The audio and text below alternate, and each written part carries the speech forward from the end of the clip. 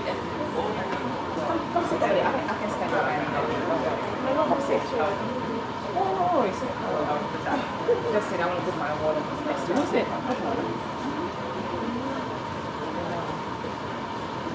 So get ready for June. It's going to be on May. This is on May.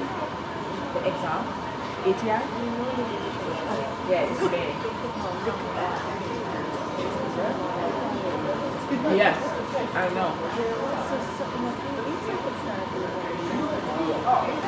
Yeah, now.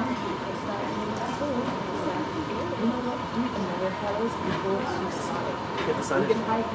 Volunteer sheet. Right? You wouldn't get it. Understand? Anthony, you're volunteering too, right? Nola, so you're here for the actual conference? Just actually, yeah, put my name down. I'll just say I said it. So what time is good for you to pick me up? In the morning? Hey, I hope everybody's enjoying their food. So everybody that is over there getting food, just come back. And well, I'm going to present you to Bella. She's from CCNY, and she's great. She's amazing. So she has really good information. If you want to take advantage, go ahead.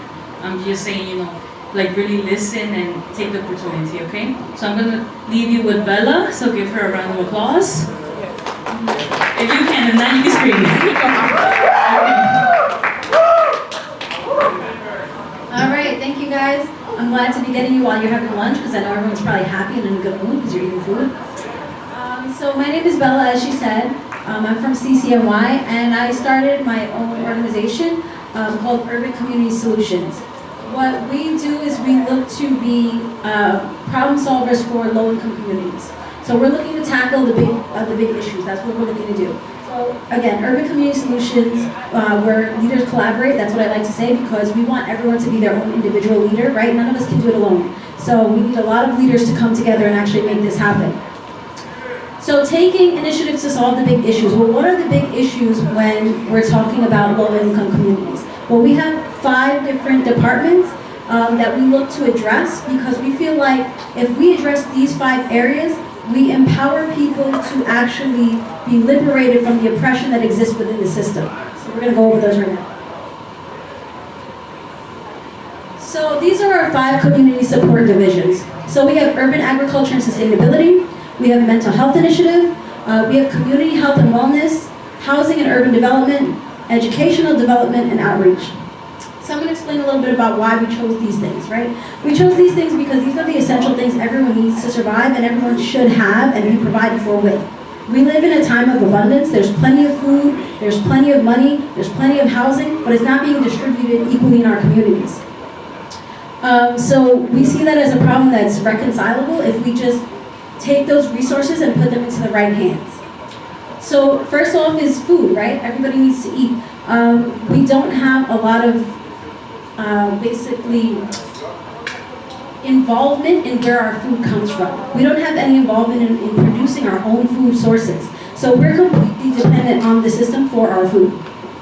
So urban agriculture and sustainability is our first one. In New York City, obviously this is different from other places, right? We're in NYC, we don't have farms all over the place, we're in the 5 boroughs, but there's plenty of urban options, such as rooftop gardens, vertical wall gardens, hydroponics, aquaponics. These are new technologies that, modern farming techniques that require less space. You can do it indoors, less soil and less water are needed for these as well. But all these things take a lot of planning, a lot of money, a lot of knowledge. But I'm going to tell you right now that there's resources that we have available to us right now that aren't being utilized. So through some research, I found out that there are 383 community gardens existing in the 5 boroughs currently. Now, why these aren't being used to produce viable food sources for the community, right? So that's something that we want to exploit. It's a resource that's already there that's not being utilized.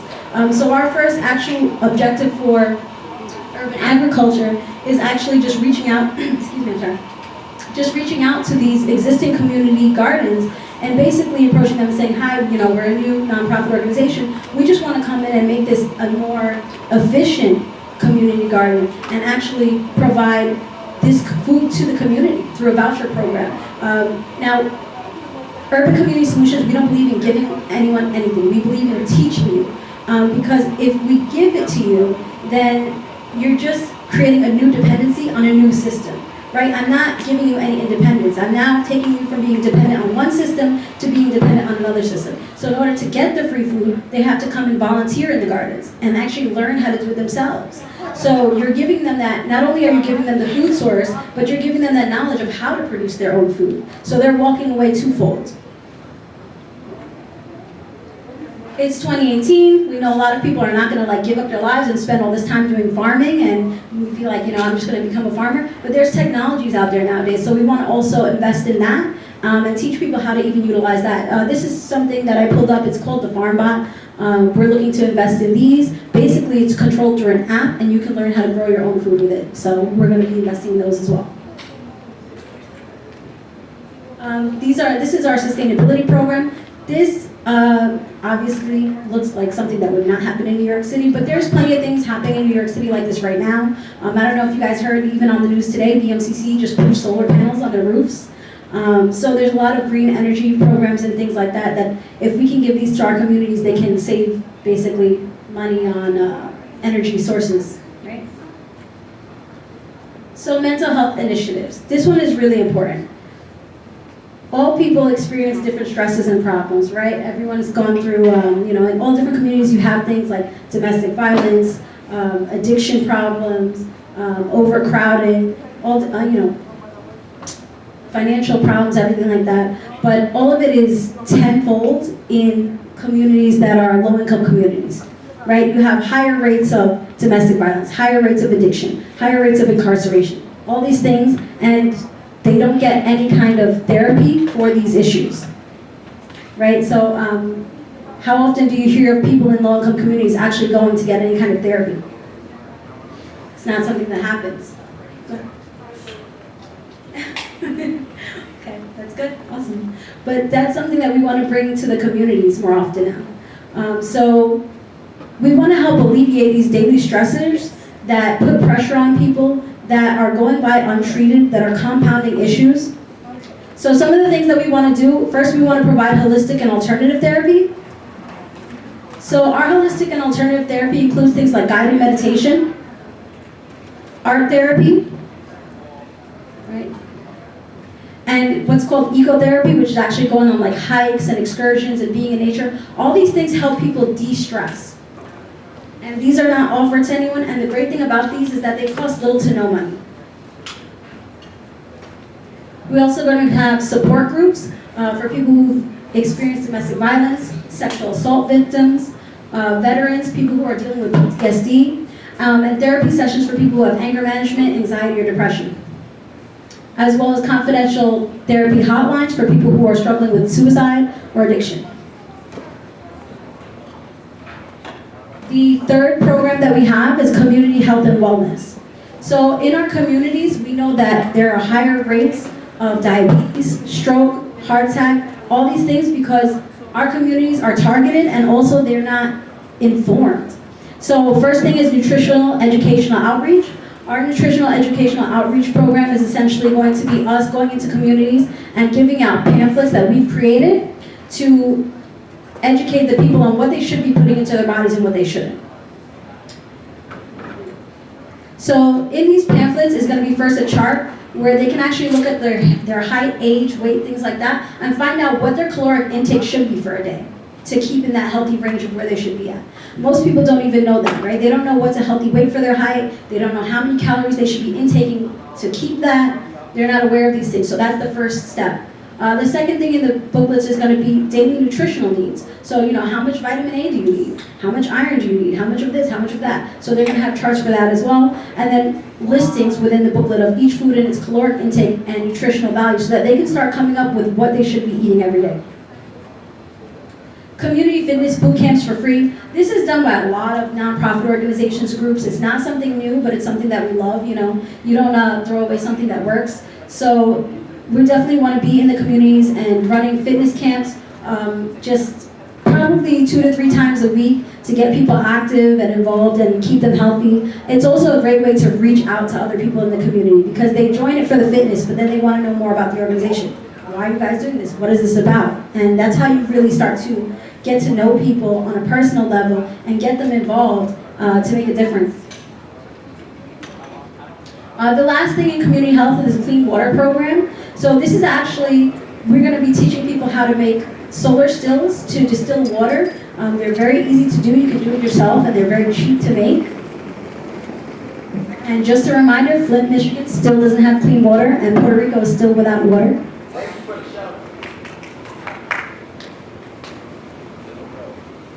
Housing and urban development, this is a big one. So in New York City, this is going to look very different than when we expand out of state, which we do intend to do eventually.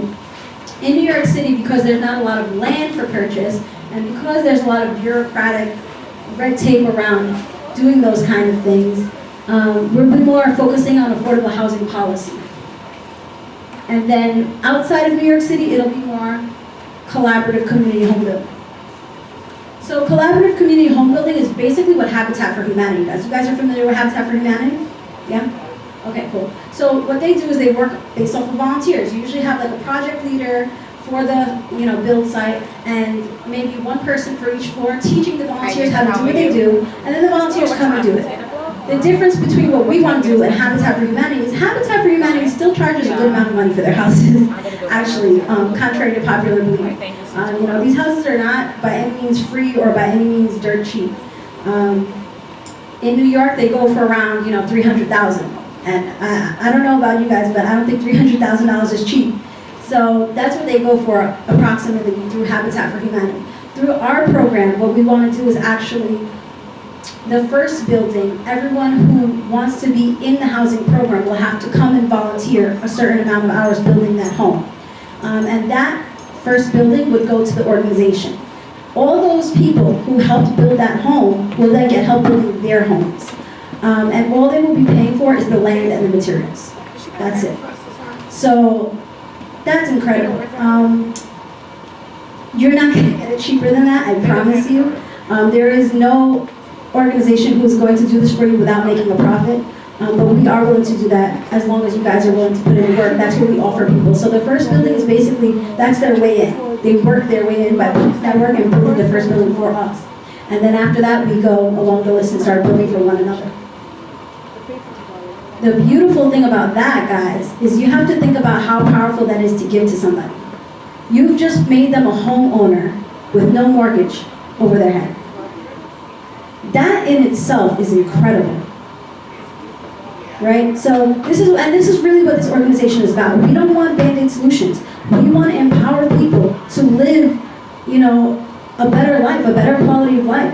And you've learned the skills to now build a home, which is something that we go through 12, 20 years of school, and we don't have these basic essential skills that we need to survive. We don't know how to build our own shelters. We don't know how to provide our own food. We don't know how to purify water.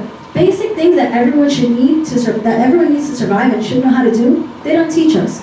So this creates dependency. How do you live now? How do you survive? Well, you've got to work. You've got to depend on the system. If you don't work, you're dependent on the government. When you give people that power and that knowledge to be able to do it on their own within their communities, you create an independence that is liberating. We went over this already. We're going to teach skills. We're going to have people work for it, which is called sweat equity. I stole that from Habitat for Humanity. Don't sue me. And how is this different from Habitat for Humanity? Well, they charge a lot of money for it, and we don't. We just ask that you put in the work, and you pay for the land, and you pay for the actual materials. Affordable housing policy. Again, in NYC, there is not a lot of land. And even where there is, it's very difficult for people who are not on the insider track to purchase that land at a reasonable price. Recently, NYCHA just sold, I believe it was 48 homes because they're trying to get out of single-family homes. They want to just have project buildings now at this point. So NYCHA just sold 48 homes to Habitat for Humanity for $1 each. Okay, this year. We don't get that kind of privilege to buy at those kind of prices, right? And in New York, it is very expensive for us to buy land, unfortunately. But there is affordable housing policy that we want to work on. right? So what we believe is that we're not going to wait on politicians. We are intelligent, we are capable, we are proactive, and we're not going to wait on them. We want to develop our own affordable housing policy and then push that. We want to lobby for that. Why do we need to wait for them to come up with a plan? Are we not intelligent enough to do that on our own? I don't think there's anybody in this room that can't sit down, do some research, and figure out what's best for us as a community. Look at the numbers, crunch them, and figure out what works. So that's something that we want to do for New York City as well. The last one, but probably one of the most important, is educational development and outreach. So the first thing, we all know that in low-income communities, the education system is subpar at best. The schools that they give to us are not the same, unfortunately, as the schools that they give to people in well-off communities or private schools or anything of that nature. They're not on the same level. So what we want to do is develop a superior curriculum to the currently existing one being utilized by DOE, which is Department of Education, and then we're going to push for that curriculum to actually be utilized, again, through lobbying and legislation. The importance of this is that there's certain things that are not being included in the curriculum that are absolutely necessary for our children in the future to actually have marketable skills that they can utilize and capitalize off of. So for example, right, a lot of jobs that exist today are being replaced as we speak, right? You go to McDonald's, now you see the kiosks, right? You go to CVS, you see the self-checkout, right? Even buildings now, there's buildings that are being built entirely by machines instead of like regular construction workers and things like that. So manual labor jobs, a lot of service jobs and things like that are really becoming obsolete as technology improves. And as businesses are like, hey, we don't need to pay workers. You know, we invest in this machine, or we invest in this computer, or we invest in this software one time, and that's it.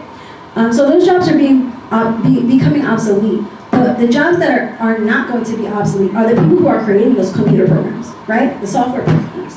The people who are creating the machines, these robotics machines that are being used for the work. So these things should be being taught in schools from very young, right? So we're talking STEM programs on an enhanced level. Kids should be learning coding, programming, robotics, and a lot of people are like, well, they are. Yeah, they are in certain schools. This needs to be mandatory for all schools. It shouldn't be a privilege of certain areas, of certain incomes, because at the end of the day, when those kids graduate school, the kids who had those programs are going to have jobs available to them, and the ones who didn't won't. Right? And we all know about the school to prison pipeline, right? We've got to bring an end to that. We've got to give these kids a way out. So that's very important to us. So we're going to be pushing for those things to be included in the curriculum. I'm sorry, this mic is going in now. I can do without it if you guys want.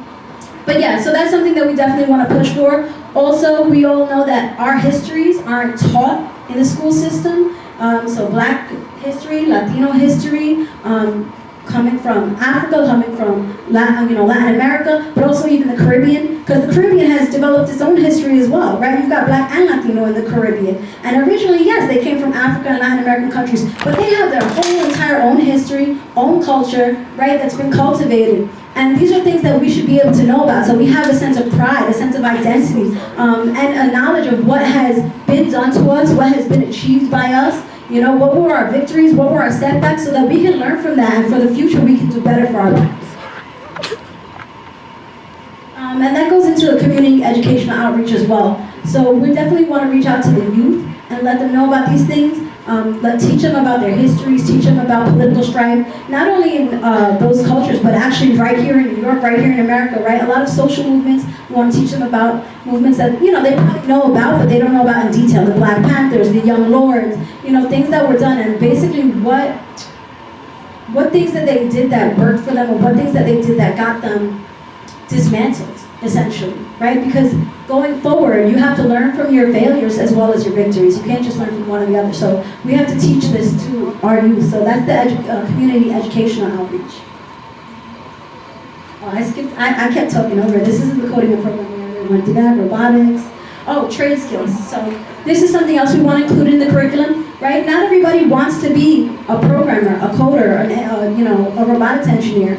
We still need people who are going to be doing construction, electrician, plumbing, and these are necessary things for any society, and the things that some people might want to do. But And they used to be included in high school curriculums. You know, they used to have shop, they used to have home ec classes, and they took these things out, and what they did is they decided to capitalize off of it. You know, they made it a trade school that you now have to pay tuition for, instead of a free education that came with your, you know, your high school diploma. So we want to bring that back as well. So this is a division of the 4 boroughs. I left out Staten Island because we're not currently working in Staten Island as of yet. So we're working within the 4 boroughs. This is the division actually for the city council districts. So there's 48 districts within the 4 boroughs. And the same way that they operate and hold down those 48 districts, we want to place 48 leaders, 1 leader in each district with a team of at least 10 people under them to execute all the programs that I just talked about. So what we believe is that if a few of us stand up as leaders, come together, put in the work, we can make this city our home again. Alright, so this is my contact info, guys. If you guys have questions, I think I have time left, I think. Let's see, I do have time left. So if you guys have questions, I would love to answer questions for you guys. I would love you guys to take down my contact info, as well as if you'd like to leave yours, I'll be happy to take your contact info. But yeah, I'll open up for questions now if you guys want.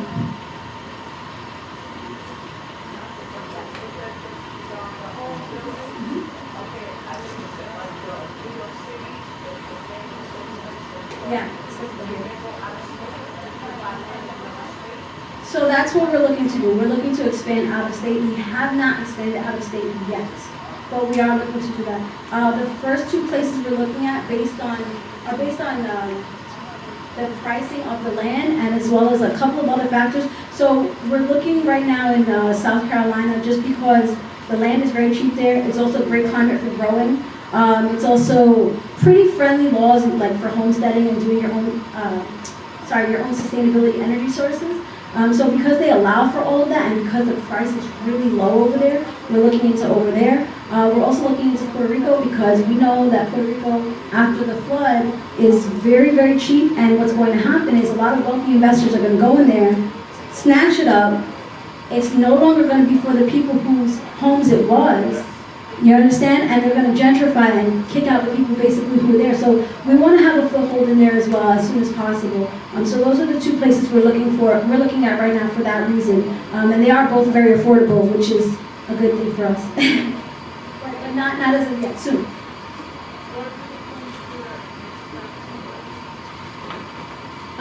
In comparison to like New York City or like, right?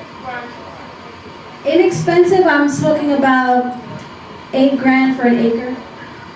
That's what we're talking about when we're saying inexpensive. Possibly cheaper in Puerto Rico because of the situation right now, but maybe not. They're not by any means a third world country. They never have been considered a third world country, although it's arguable at this point.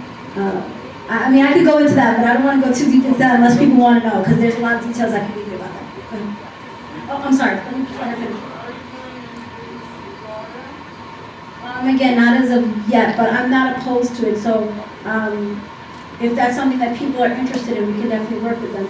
Remember, we're not purchasing the land ourselves. The individual is purchasing the land. So as long as we have the workforce to do it out there, as long as we have the volunteers to do it, it's not a problem. So it really just depends if we can get the volunteer work out there. Then.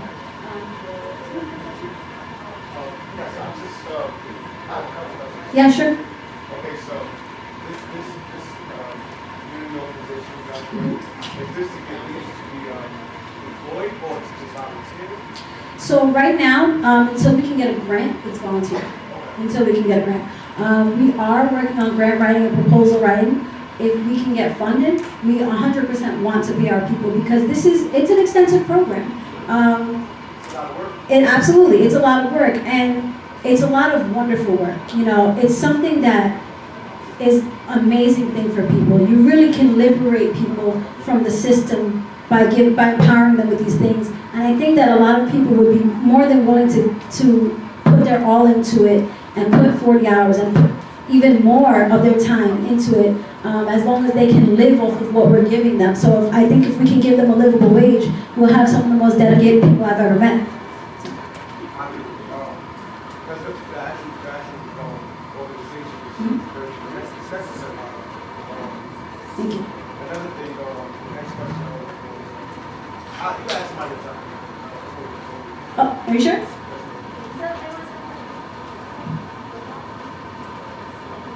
Yes.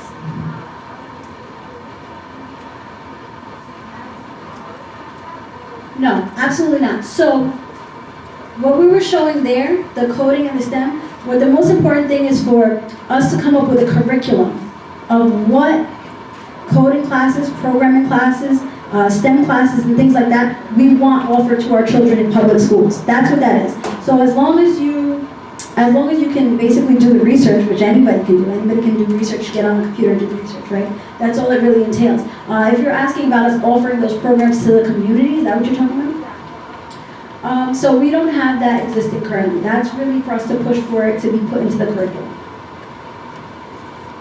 Is there a way that we can consider the culture of Puerto Rico? Because, I mean, for us to go to Puerto Rico and help you build it in any kind of way, it wouldn't necessarily matter if it's not for us. You know what I mean? Absolutely. So it's with them, if they're going to be trying to outnumber it, it's nice.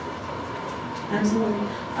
Again, so that's why that's one of the first places we're looking to purchase land in is. That's a big reason for that. So what we're going to be doing on our end, aside from allowing other people to purchase land and build for them, is we're going to be trying to fundraise so that we can buy land as an organization. And what we will do with that is essentially we make it like a community land trust. So basically, we own the land, but if someone in our organization wants to come and build their home on it, by all means. Right? And we wouldn't be charging them for the land, but they would own the land either. You understand? So the land would be part of the organization. They would own the home on the land. It's very similar to what a co-op is, like a cooperative, right? There's a difference between a condo and a co-op building. If it's a condo, you own the actual physical space of that apartment. That square footage is yours and you can sell that. If you own a co-op, you still own that apartment, but you don't own the square footage. What you own is a share in the building, and you sell that share. So it's the same thing with a community land trust, essentially. So we would buy the land as an organization, and then if you wanted to come build your home on it, you're more than welcome to. But you would only own, well, you would own the house that's on it, but not the land. So you could sell the house, and the thing about that would be is if you were to sell the home, you would have to sell it to someone else within the organization or someone that we approve of, because we don't want the land being sold off now to wealthy people again and starting the cycle all over again, right? So they have to be approved by us to sell the house to, right?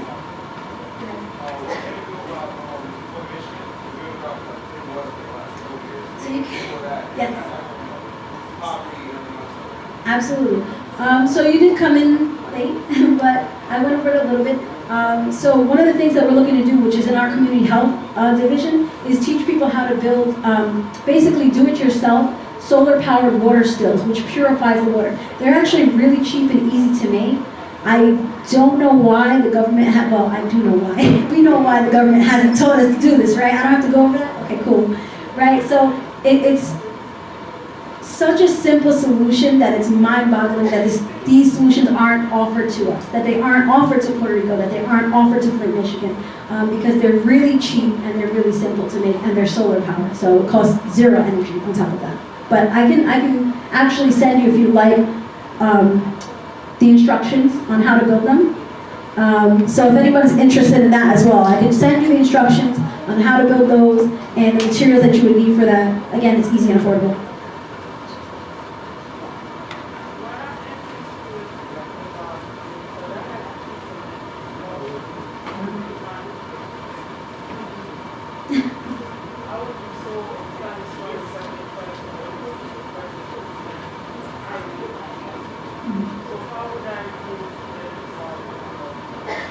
Well, all my contact information is here. Okay, perfect. So you can contact me. Absolutely. Okay. Yeah, we'll be happy to be in touch with you about that, and we can discuss that for sure. Definitely.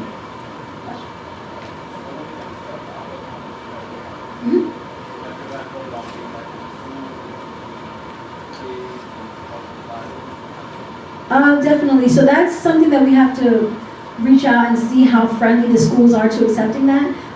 Certain schools are very open to doing things like that, and other schools are very bureaucratic and they don't want to get involved. So it really depends, but I'm definitely open to that. If they're willing to allow us, some space to do that, we'd be more than happy.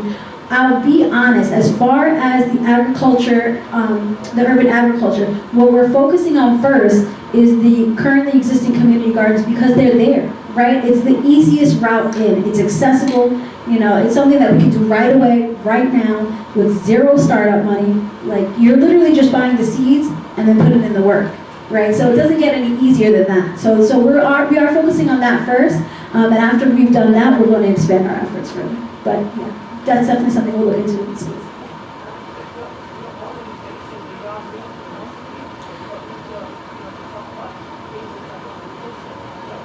Absolutely. So typically we meet, originally we were meeting twice a month. So we would meet every other Saturday, typically around 1:30 or 2 p.m., something that's very accessible for most people. Most people have that time off. A lot of people have had conflicting schedules, so I'm trying to expand it to doing 4 times a month, so once during the week and once during the weekend. So for those who can't make it during the weekend, they could make it one day during the week, and vice versa. But it would still you would only be required to come 2 days per month, just whichever 2 days you could make. So we're very flexible. We understand that people have complete lives, people are working, people are going to school, people have kids. And unfortunately, since we haven't received a grant yet, we can't pay people. We are asking for volunteers. So we're very understanding of that. Fortunately, like I said, because these issues touch home for so many people, we have amazing people who really are dedicated to this. And they come in the worst weather. They come in, whenever I need them to, and they've been great. But yeah, we only require 2 days a month.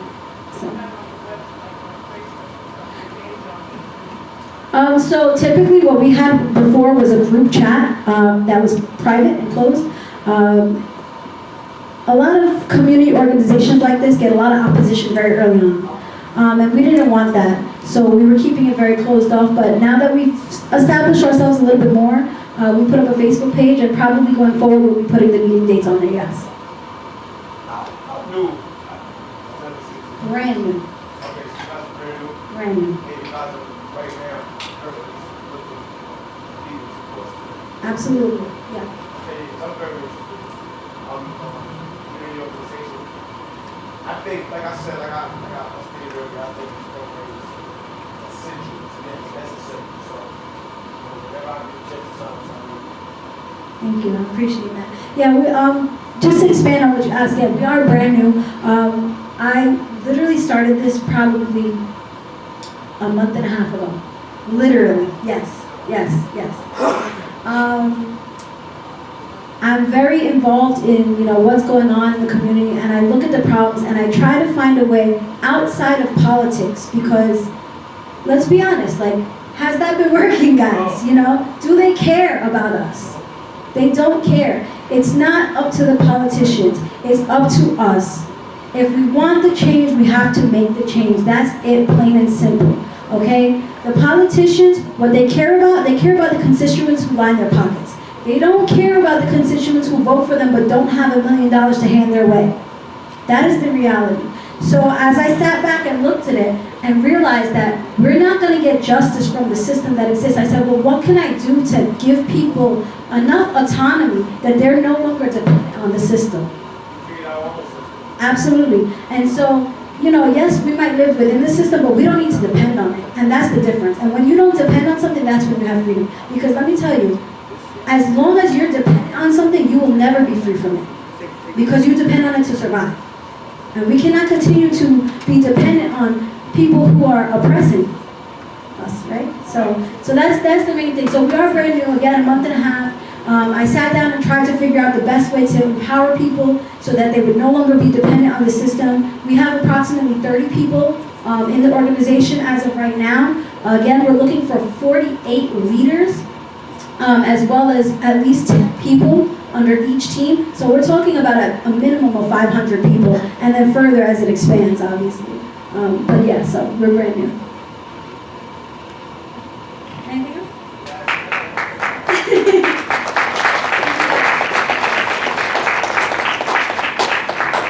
Did everyone get my contact information? Cool, awesome. And if any of you guys want to leave yours, please, always love to see it. So.